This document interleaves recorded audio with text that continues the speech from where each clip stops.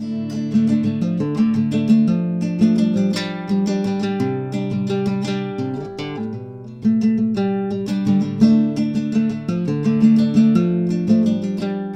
Mark Tuschman, and I'm here at Photo Central in Hayward, California.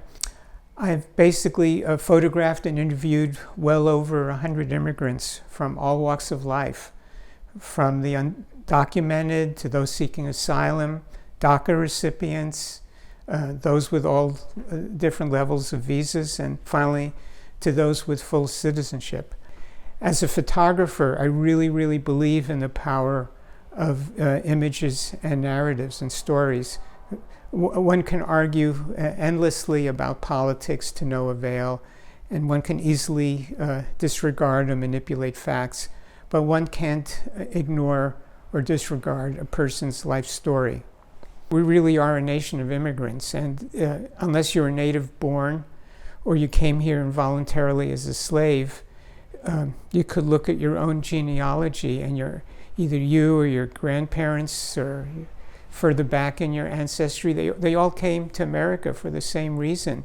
It was to escape fear and persecution, to build a better life for themselves, to educate their children, and to live in freedom and democracy. And that's why people are coming now. She's from Afghanistan. She's an immigration lawyer. Thank you. Good afternoon, everyone. First and foremost, I want to thank Mark for his extraordinary project that is much more needed in a setting where we are seeing so much hate, so much misunderstanding, and so much stigma against just the word immigrants. I have a unique position to be able to share as an immigration attorney, not only practicing immigration law, but actually having gone through as a child coming to the United States. You're either on the spectrum of an immigrant who's struggling to figure out how to maneuver and find the path to go into this complicated, complex, daunting immigration process, and then on the flip side, having been that child who went through the system to be who I am today. And I have my daughter here today because I wanted her to see this. She was born and raised here. She listens to all my stories. She listens to my tears sometimes.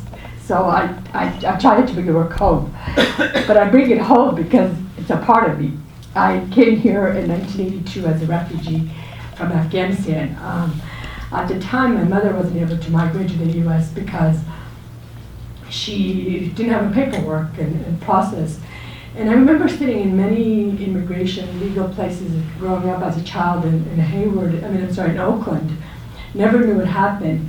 I was reunited with my mom 10 years later. So the stories that you hear yourself, my story, many immigrants, is a story of extraordinary circumstances that builds that resilience in us, that God guides us in a way that no one would understand unless you've been in. So every day, my work is not just I'm an immigration attorney doing a business.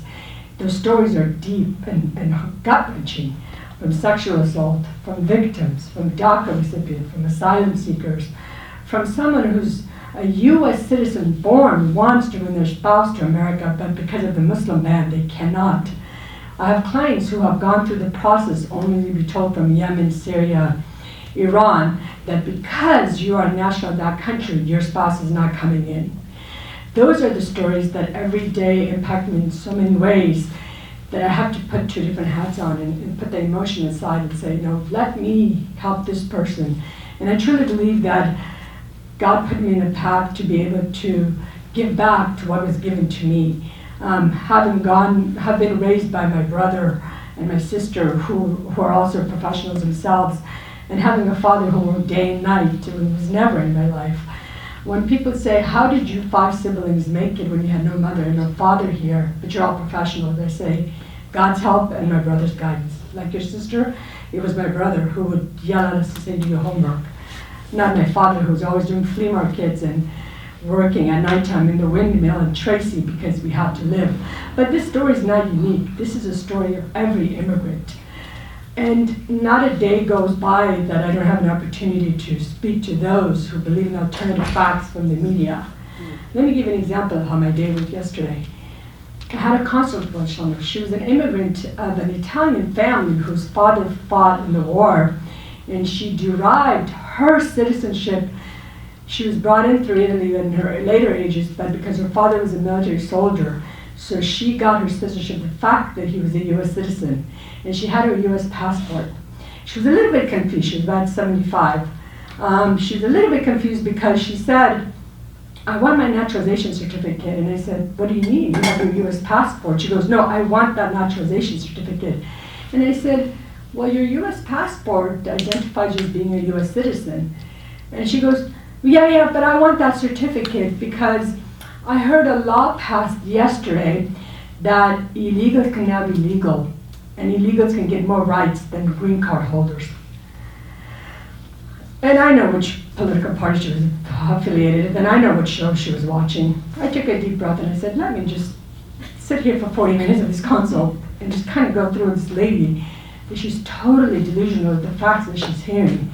I said, yes, a bill passed the House. They'll never get to the Senate. And no, these babies that are raised here, coming in numbers, are not going to get legal papers. It's not that easy. Part of me gets the anger. I'm a very impulsive person by nature. I get angry really fast. I wish I didn't. I have another daughter who's calm as can be, and sometimes I wish I could be like her. But seeing it in an atmosphere, I live in Pleasanton, fairly conservative, and I see people who say, I had another situation where my son's friends were over. The mom called me and said, my son will be over for the weekend because my mom is dying of cancer, and I know your son's good friends. I said, sure, bring him over.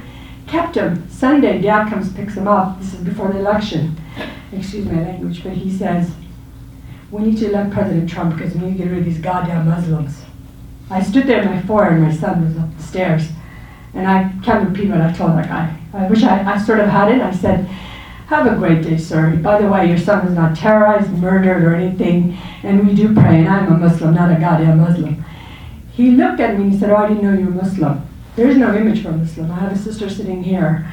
So we see that when they notice it, they say, oh, not you, someone else.